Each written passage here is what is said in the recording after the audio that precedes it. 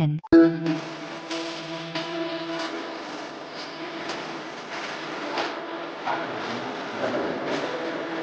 Double resistance लगा है इसको आप, या तो आपने इसे स्ट्रेच करके करा है या फिर आपने इसको रीशेप करा है मेल्ट करके। ठीक है, मेल्ट के बाद आपने उसको रीशेप कर दिया।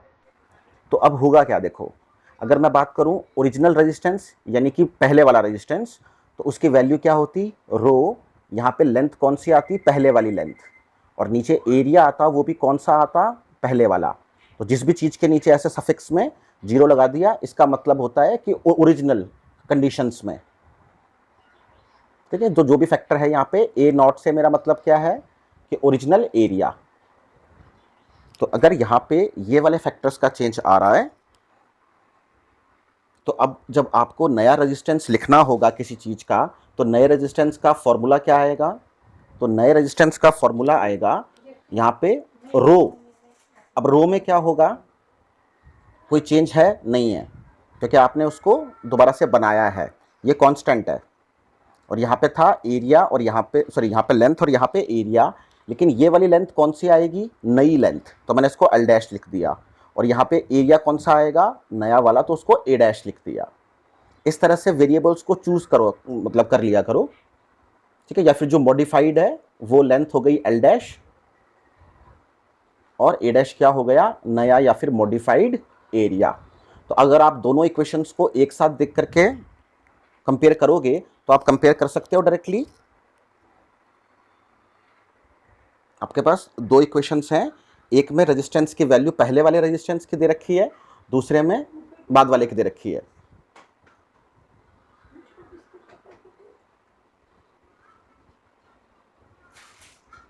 तो आपको बस ये दो इक्वेशंस लिखनी होती हैं, और ये दोनों इक्वेशंस को लिख करके काम हो जाएगा। लेकिन अभी जो मेरा क्वेश्चन था मेन, वो यही है कि अगर मैं इसकी लेंथ को डबल कर दूं, अगर मैं लेंथ को डबल करूंगा तो रेजिस्टेंस कितने टाइम्स होगा। तो इसका आंसर डबल, ये सही होगा या गलत, ये गलत होगा। क्यों गलत होगा, कि जब आपने अगर लेंथ को डबल करा है, तो लेंथ को चेंज करने से कौन सी चीज़ बदलेगी, एरिया। तो एरिया को भी तो लेना पड़ेगा फैक्टर में। इसीलिए जब हम ओरिजिनल फॉर्मूला लगाएंगे तो हम लगाते रो एल नॉट बटे में ए नॉट, और जो फाइनल रेजिस्टेंस आता हमारे पास में आर डैश, उसकी वैल्यू होती रो, यहाँ पे आती नई लेंथ और नीचे आता नया एरिया। लेकिन हमको दिया हुआ है कि लेंथ डबल हो गई है, तो लेंथ अगर डबल हुई है तो इसका मतलब नई लेंथ क्या होगी, पुरानी लेंथ की डबल। तो आप यहाँ पे डबल वाली वैल्यू को रख दो, तो आपको जो नया वाला रेजिस्टेंस है उसका फॉर्मूला मिलेगा, रो नई लेंथ की जगह आएगी पुरानी लेंथ का डबल। और यहाँ पे अब देखो ये एरिया, तो ये भी तो बदलेगा ना एरिया, ये वो थोड़ी ना आएगा जो पहले था एरिया। तो आपको यहाँ पे नया एरिया लिखना होगा। तो अब नया एरिया हम कैसे निकालेंगे, तो किसी भी चीज़ में अगर चेंज होता है,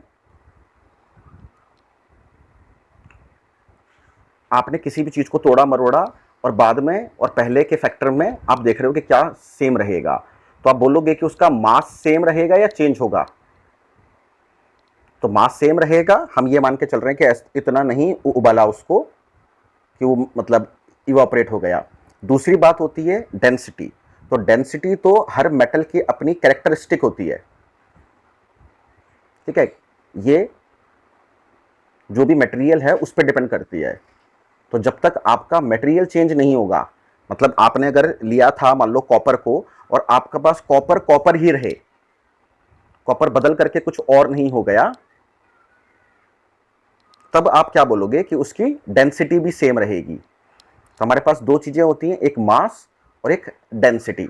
तो किसी चीज को तोड़ने मरोड़ने से या खींचने वगैरह या उसको पिघलाने से मास नहीं बदलता, सेम रहता है, और डेंसिटी भी नहीं बदलती, वो भी सेम रहती है। तो अगर मास नहीं बदला और डेंसिटी नहीं बदली, तो इन दोनों चीज़ों को जोड़ते हैं हम फॉर्मूले में, उसमें वॉल्यूम भी आता है। हमारे पास फॉर्मूला होता है density equals to mass per unit volume. अब इस फॉर्मूले में तीन चीज़ें होती हैं, जब दो चीज़ नहीं बदल रही तो तीसरी भी नहीं बदलेगी। ठीक है, ये चीज़ भी नहीं बदली और ये भी नहीं बदली, तो जो वॉल्यूम होगा वो भी नहीं बदलेगा। और याद रखने वाली बात यही याद रखनी है आपको कि मास और डेंसिटी नहीं बदल रहे, इसीलिए वॉल्यूम भी क्या रहता है, सेम। बस यही सारा गेम होता है इस चीज का। बहुत सिंपल सी चीज है, बट फिर भी कई बार बच्चे कंफ्यूज हो जाते हैं इस चीज में। तो आपने अब जब सॉल्व करोगे तो क्या करोगे, जो भी आप कंडक्टर लोगे वो कंडक्टर हम किस शेप का लेते हैं, सिलेंड्रिकल शेप का। 12th तक जो भी आप कोई मटेरियल लोगे, कोई कंडक्टर लोगे, उसका शेप कैसा होगा, सिलेंड्रिकल। और सिलेंड्रिकल शेप है तो सिलेंडर का वॉल्यूम का फॉर्मूला होता है पाई आर स्क्वायर एच। ठीक है, पाई आर स्क्वायर एच। अब ये जो एरिया है पाई आर स्क्वायर, इसी को हम लिखते हैं ए, यानी कि एरिया ऑफ क्रॉस सेक्शन। तो मैं इस फॉर्मूले में पाई आर स्क्वायर की जगह क्या रख सकता हूं, ए। और एच यानी हाइट, तो हाइट होनी चाहिए थी ये, और इस हाइट को हम कंडक्टर के केस में क्या लेके चलते हैं, एल। तो इसका हाइट हो जाएगी एल। तो आपको ये चीज याद रखनी है कि कोई भी कंडक्टर होगा उसके वॉल्यूम का फॉर्मूला क्या होगा। तो वॉल्यूम का फॉर्मूला एरिया इंटू लेंथ, या फिर पाई आर स्क्वायर इंटू में लेंथ, ऐसे भी याद रख सकते हो। तो ये फॉर्मूला एक बार को लगाना पड़ेगा हमको जब भी इसको चेंज करनी होगी वैल्यूज को। तो आप कैसे करोगे, आपको वॉल्यूम सेम करना होगा, पहले वॉल्यूम जो भी आएगा उसका और बाद में जो वॉल्यूम आएगा दोनों को इक्वल करोगे। तो अब हमारा जो क्वेश्चन था वो क्या था, मतलब अब आपने देखो ये बता दिया ना मैंने कि volume equal to area into L होता है। तो आप क्या बोलोगे कि वॉल्यूम क्या रहेगा, कांस्टेंट। और वॉल्यूम कांस्टेंट रहने का मतलब क्या है कि जो बाद वाला वॉल्यूम होगा, फाइनल वॉल्यूम, वो बराबर होगा इनिशियल वॉल्यूम के, यानी कि जो पहले वॉल्यूम था उसका। तो आप नया वाला वॉल्यूम लिखोगे नया एरिया इंटू में नई लेंथ, और पुराना वाला वॉल्यूम लिखोगे पुराना एरिया इंटू में पुरानी लेंथ। और फिर यहाँ से आप सॉल्व करके ये चीज़ निकाल सकते हो कि नया एरिया हमेशा क्या आता है, तो नया एरिया आएगा हमेशा ए नॉट बटे में ये एल डैश। तो अगर आपको दिया हुआ है कि लेंथ होती है डबल, अगर लेंथ डबल होती तो क्या होता, इस एल डैश की जगह क्या वैल्यू आती है हमारे पास एरिया की, कि ए नॉट ऊपर आती एल नॉट, नीचे आती है 2 एल नॉट। कितनी वैल्यू आती, ए नॉट बाय 2। यानी कि अगर आपने लेंथ को डबल करा तो आपका एरिया कितना हो जाएगा, हाफ। लेंथ को डबल करने से एरिया हो जाता है हाफ। और इसका वाई से वर्सा भी ट्रू है, यानी कि इसका अपोजिट भी ट्रू होता है। तो हम इसको स्टेटमेंट की तरह डायरेक्टली याद रख सकते हैं कि अगर आपने किसी भी वायर की लेंथ को क्या कर दिया, n टाइम्स, किसी वायर की लेंथ को कर दिया आपने n टाइम्स, तो आप इसको डायरेक्टली याद कर सकते हो कि जो उसका नया रेजिस्टेंस होता है वो हमेशा क्या होगा, n स्क्वायर टाइम्स। उसका नया रेजिस्टेंस क्या होता है, n स्क्वायर टाइम्स। इसको प्रूव करना चाहो तो बहुत सिंपल सा प्रूफ है इसका। इसको प्रूफ कैसे करोगे, तो इसको प्रूव करने के लिए हम यहाँ पे वही चीज़ ले लेंगे कि आपने लेंथ का फैक्टर क्या लिया है, कि लेंथ कितने टाइम्स हुई है, तो आपने बोला है लेंथ हुई है n टाइम्स। तो अगर लेंथ n टाइम्स हुई है, इसका मतलब जो आपकी नई लेंथ है वो क्या हो जाएगी, n टाइम्स पुरानी लेंथ l नॉट। अब नई लेंथ ये आ जाएगी, फिर आप क्या करोगे, वॉल्यूम को इक्वल करोगे। आप वॉल्यूम निकालोगे फाइनल, तो फाइनल वॉल्यूम आएगा फाइनल एरिया इंटू में फाइनल लेंथ। और जो पुराना वॉल्यूम होगा, ओरिजिनल वॉल्यूम, वो आएगा पुराना एरिया इंटू में पुरानी लेंथ। जब आप दोनों को बराबर करोगे, क्योंकि दोनों इक्वल होंगे, हमने बात कर ली इस बारे में, वॉल्यूम के चेंज होने, मतलब वॉल्यूम चेंज नहीं होता इस केस में। तो आप जब दोनों को बराबर रखोगे तो आपके पास इक्वेशन आएगी नया वॉल्यूम वो बराबर होगा पुराने वॉल्यूम के, और फिर नए वॉल्यूम की वैल्यू रख दो, वो है n टाइम्स पुराना वॉल्यूम। तो यहाँ से ये कट जाएगा और a डैश क्या आ गया, ए नॉट बाय n।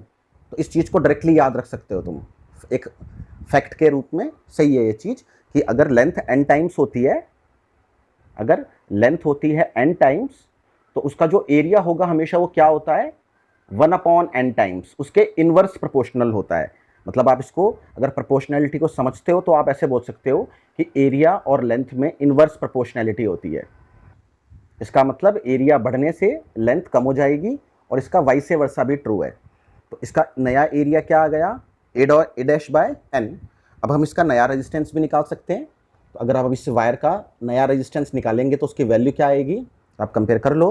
तो पुराना रेजिस्टेंस होता रो पुरानी लेंथ बटे में पुराना एरिया, और नया रेजिस्टेंस होता रो नई लेंथ बटे में नया एरिया। तो आप नई लेंथ की जगह लिख देते n टाइम्स पुरानी लेंथ, और एरिया की जगह आता a नॉट बटे में n।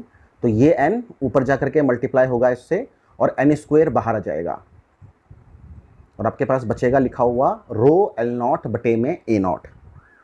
अब अगर देखोगे ध्यान से तो ये वैल्यू किसकी है, रो l नॉट इंटू में a नॉट, ये जो वैल्यू है ये किसकी है, पुराने वाले रेजिस्टेंस की, जिसको हमने स्टार्टिंग में अज्यूम करा था। तो यहाँ पे ये जो row l not by a not है, इसको आप क्या लिख दोगे, r नॉट, यानी कि पुराना रेजिस्टेंस। तो आपके पास क्या आएगी इक्वेशन, लेफ्ट साइड में होगा नया रेजिस्टेंस, यहाँ पे हो जाएगा n स्क्वायर टाइम्स पुराना रेजिस्टेंस। तो लेंथ को आप जितने भी टाइम्स करते हो उसमें जो चेंज आएगा रेजिस्टेंस में वो n स्क्वायर हो जाता है। और या फिर इतना लंबा ना करके मैं तुम्हें डायरेक्ट फॉर्मूला बता देता ऐसे कि रेजिस्टेंस का फॉर्मूला क्या होता है, रो l बाय a। लेकिन हमारे पास दिक्कत ये है कि दो चीज़ें चेंज हो रही हैं। तो अगर मैं दो चीज़ें चेंज ना करके मैं किसी एक में ही चेंज रखना चाहूँ तो कैसे करूँगा उस चीज़ को,